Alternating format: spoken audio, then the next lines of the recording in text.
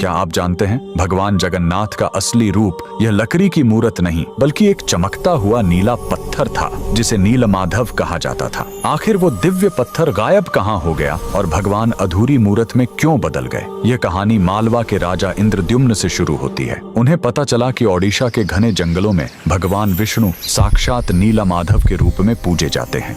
राजा ने अपने मंत्री विद्यापति को खोज पर भेजा। विद्यापति जंगलों में भटकते हुए आदिवासी सरदार विश्ववसु तक पहुंच गए, जो गुफा में गुप्त रूप से नीलमाधव की पूजा करते थे। विद्यापति ने सरदार की बेटी से शादी की और जिद करके गुफा देखने की बात मनवा ली। सरदार ने शर्त रखी कि वे उनकी आंखों पर पट्टी बांधकर ले जाएंगे, लेकिन विद्यापति ने चालाकी की। उन्होंने रास्ते में चुपके से सरसों के बीज गिरा दिए। कुछ दिनों बाद जब बारिश हुई तो सरसों के पौधे उग आए और विद्यापति को गुफा का रास्ता मिल गया। उसने तुरंत राजा को खबर दी। राजा इंद्रद्युम्न अपनी विशाल सेना लेकर घमंड के साथ भगवान को लेने पहुंचे, लेकिन उनके वहां पहुंचते ही नीलमाधव की मूर्ति हमेशा के लिए गायब हो गई। भगवान अपने भक्त विश्ववसु के साथ हुए धोखे और राजा के घमंड से नाराज थे। राजा ने रोकर माफी मांगी और अन्न जल त्याग दिया। तब आकाशवाणी हुई, मैं अब उस पत्थर के रूप में नहीं मिलूंगा, अब मैं समुद्र तट पर एक लकड़ी के लट्ठे के रूप में आऊंगा। कुछ समय बाद पुरी के समुद्र तट पर एक विशाल अद्भुत लकड़ी का लट्ठा तैरता हुआ आया। राजा समझ गए कि यही भगवान का नया रूप है। उन्होंने तुरंत आदेश दिया कि इस पवित्र लकड़ी से भगवान की मूर्ति बनाई जाए, लेकिन समस्या यह हुई कि वह कोई साधारण लकड़ी नहीं थी।